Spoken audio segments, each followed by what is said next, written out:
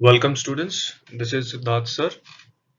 In this video, we are going to study about spread of Christianity, part 2, class 7th, ICSC history. Students, in the previous video, we read about the fall of Roman Empire, rise of new empires like Byzantium Empire, and the uh, changes that was made by the Byzantium Empire. Why was Byzantium Empire so powerful? The famous ruler Justinian, his code of laws, and causes of the fall of the ancient Roman Empire. This is part 2. In this video, we are going to read about, learn about the spread of Christianity and Crusades, the causes of Crusades, the consequences of Crusades, the monasteries and the impact of monasteries, right? So let's move ahead. So the first is, we all know that Emperor Constantine, okay, had made lots of contribution in spreading Christianity, right? It was a contribution of the kings, but there were other factors that actually led to the spread of Christianity. So here we have four factors that we are going to read. The first one is Christian missionaries. These Christian missionaries actually played a major role in spreading, uh, you know, Christianity, because these Christian missionaries, they used to move from one place to another of the world where they preached the message of Christ. So this was one thing. The second factor was this: open to all. Now, what does it mean? Open to all means Christianity was open to all. It was not only for the kings and the nobles, but it was for everyone. It was for poor also, it was for king also, it was for nobles also, and it was for middle class people also. Okay, so it was open to all. So this was another reason. Second was the principles of Christianity. These, what are the principles of Christianity? The common people, they were influenced by the thought process, the principles of Christianity, which were like feeling of equality. Everybody was equal. So what were the principles like? Equality. Okay. Then second was, you can say, brotherhood. Everybody was treated as brother and sisters. So, like, concern for the poor,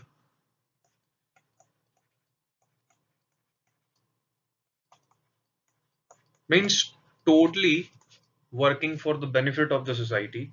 So these were principles that actually influenced the common people, and people started moving towards Christianity. And at last, the contribution of the churches. Churches played a major role. Churches were the places where people used to pray. So they played an excellent role. The organization of the church was wonderful.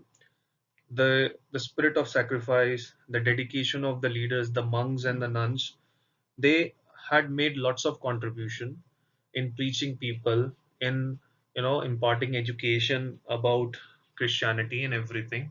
So these were the four major factors that led to the spread of Christianity. Okay, the Christian missionaries, it was open to all, it was or for all. The principle of Christianity were very influencing. They promoted equality, they promoted brotherhood, they promoted concern for the poor, means total upliftment of the society, and the contribution of the churches that had made great contribution in the spread of Christianity. Okay, now we'll be reading about crusades. In other words, it is also known as holy wars. So why were they known as holy wars? Because they were actually religious wars. Now you can say that, you can also say that religious religious wars. Okay, that was fought between the Christians and the Islamic people. Now, what is crusade? It is a military expedition organized by Western Christians in response to Muslim wars of expansion in late 11th century. Okay, so this was actually a military expeditions. It was basically, started by the Christians of the Western countries means the Western world or the Western hemisphere. You can say that because Muslims were also, starting wars to expand their Islamic culture towards the West, and they have captured lots of Christian holy places. So the Christians wanted to get back those all the holy places related to Jesus Christ. So these wars were fought. Now, what were the objectives? They wanted to check the spread of Islam. Now, Islamic people wanted to spread Islam, and so as Christians. Both of them wanted to check each other. So Crusades were actually led by the Western Christians. So it was because they wanted to check the spread of Islam. They want to retake the control of Holy Land. Okay, the areas which were captured by the Islamic people.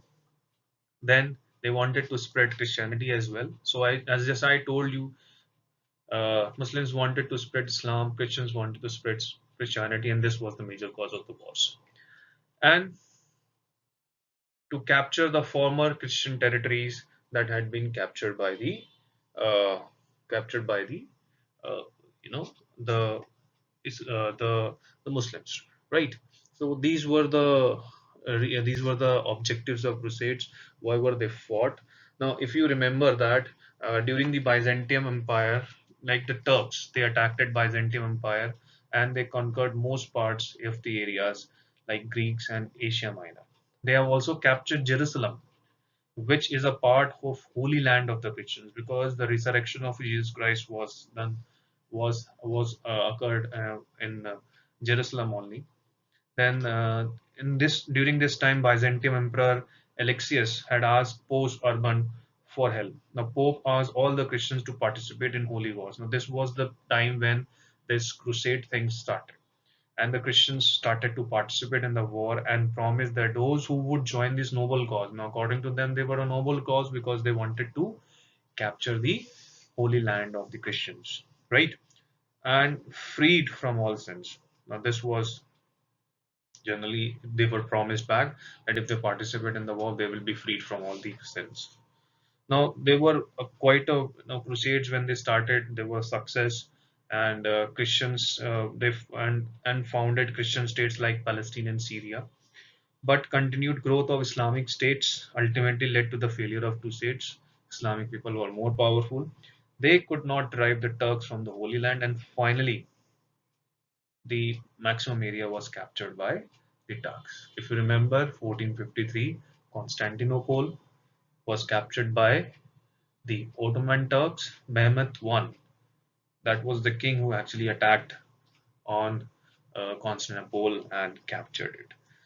So these were the objectives of the Crusades. Now, in the next slide, we'll be reading about the consequences of the Crusades. Okay, so let's move to the next slide.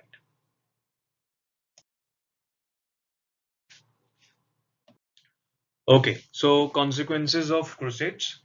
Now, if you try to understand that the people who were participating in Crusades were of two different parts of the world. One belonged to the eastern side and the other belonged to the western side. Though they fought a number of wars with each other, but there something positive also happened. Now, the West culture, who actually had forgotten that they had a glory, their art and everything, then when they come and when they met with the Eastern culture, new things came up, right? Now, cultural exchange means the crusade actually they brought the people of Europe in contact with the civilizations of the Greeks and the Muslims, right? This actually widened their outlook of life and paved the way for Renaissance. It was one reason that led to the Renaissance, right, in 14th century. So when they came across, so it actually happened. You can say that uh, the the Europeans, the Europeans, they came in contact with the Greeks and the you can say the Muslims, and when they came in contact with this, actually led to rise of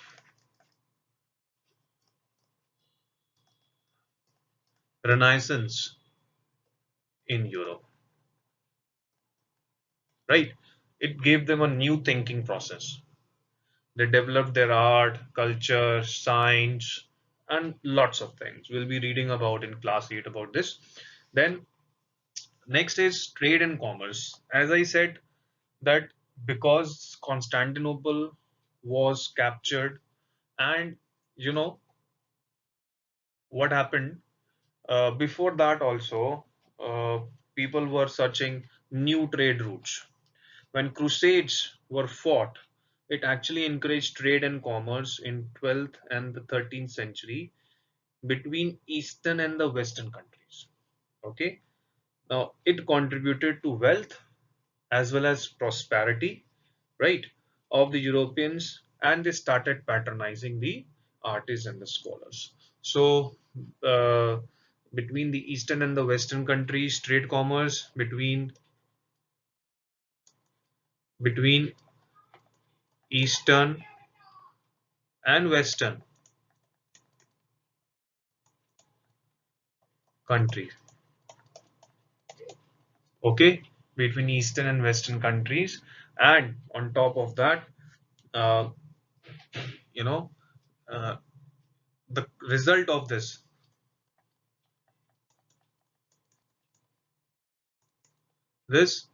patronizing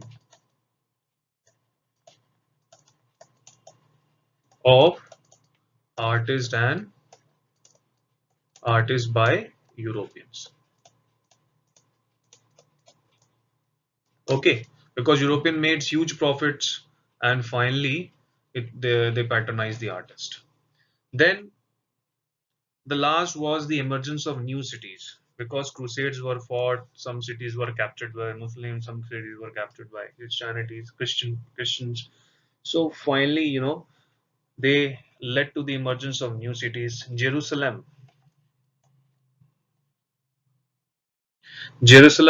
was, you can say, one country which was actually, uh, was established during the first phase of the Crusades, right? So Jerusalem, this was one country which was one city that came up, and one more important thing was the Gaza Strip, the West Bank, even the Constantinople was one of those areas, new cities came up as a result of the Crusades. Now, what happened when growth of trade was there, new towns came up. This was also one reason, and people in the cities started paying taxes to the rulers and offered military services. And in return, they got better conditions from the kings. So a new civilization was set up during as a consequence of the crusade. Though there was lots of bloodshed in the crusades, but the positive part was that a new civilization was started flourishing in these areas. So this was the consequence of the Crusades. In the next slide, we'll be reading about the monasteries and the impact of the monasteries. Now, monasteries and their impact. Now, what were monasteries? Because of the spread of the Christianities, there emerged number of monasteries in Europe, especially. Now, what were monasteries? They were the places where actually monks lives. Monks generally, now if you know that the monks, they are known as fathers, father, right? In Christian, generally you find them in the church. Now, it was a training place of the father or the monks where they practiced strict code of conduct. They lived a life of sanctity, and the women who were involved in this, they were known as nun. They lived separately. It was known as nunneries or the convents, right? So they also lived in we call them as convents, right?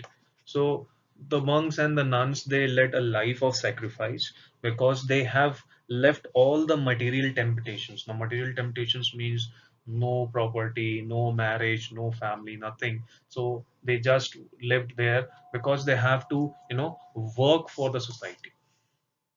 They have devoted their whole life into the society.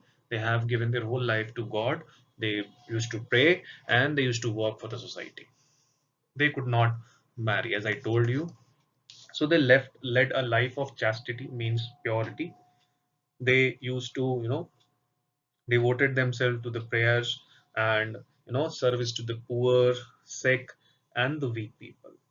So as I told you, they have to live a very, very, they lived a very strict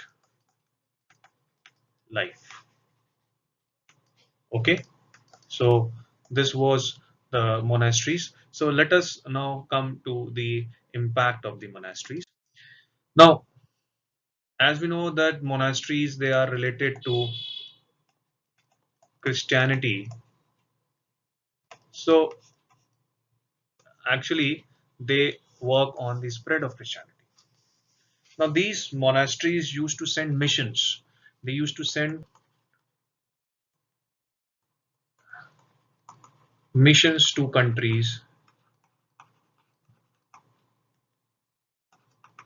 and like St. Francis Xavier was also one of them who came to India and, propagated Christianity. They traveled each and every place of the world, and, they spread, they propagated Christianity. They spread the message of Jesus Christ. Now, the second impact was the education. Now, education means these monasteries contributed a lot in the field of education. The nuns and the monk, they both educated children. Okay, they educated children, right? Now, this was not religious, the actual education that was given. And if by the time when these monasteries developed into very big universities, for example, Oxford and Cambridge, these two universities are the product of these monasteries only, right? Then service to mankind, as I've already discussed, that the monks and the nuns, they have actually, given their whole life to the society. They have worked, they used to work day and night for the welfare of the people. You know, they had uh, they had a motto, right? What motto they had? They had a motto that service to society. They had a their motto was service to society.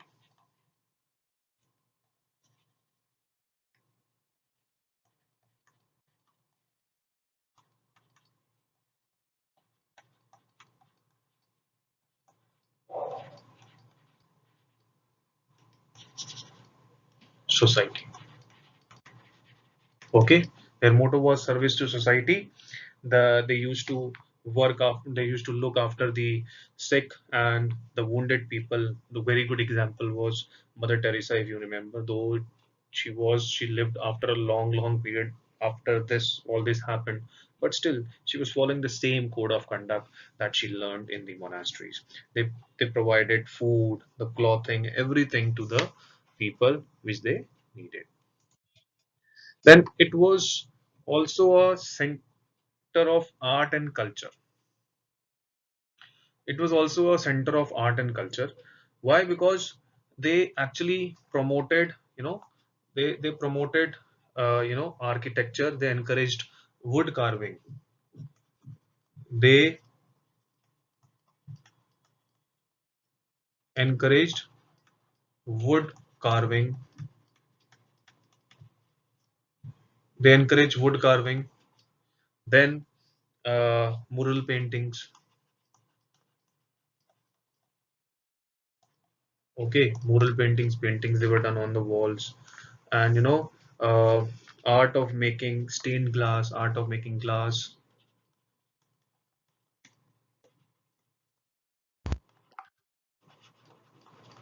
All these were promoted by the monasteries. It was so wonderful. People did lots of things there. Now they also promoted agriculture. The agriculture. Why? Because they had lands. They had lands, and these lands they had lands and and they actually did cultivation on this. They cleared the jungles. Okay, cleared jungles, and they cultivated the barren lands, making them fertile, and then they raised crops and lots of things. Right. So this was also one of the impact of the monasteries, that overall they did lots of they have gave lots of contribution to the society, to the people of Europe. Right. There was one more impact, that was preserving and spreading knowledge. Preserving and spreading knowledge. Now how? Now preserving and spreading knowledge, because at that time printing press wasn't invented. So they used to write books. They wrote. Now who wrote? The monks and the nuns wrote books and preserved them for future generation. Okay. So altogether they did everything that they could do for the society. They imparted education, they preserved the relics, they preserved the teachings of Jesus, they promoted art and culture, they participate in agriculture, then they also they also worked on the spread of Christianity. So monasteries played a great role in the spread of Christianity. And by this, I end the chapter today. And finally, I hope this chapter will also bring lots of information to you. And thank you for watching the videos and commenting on my videos. Thanks a lot. So, Siddharth sir, log off for now. Thanks a lot.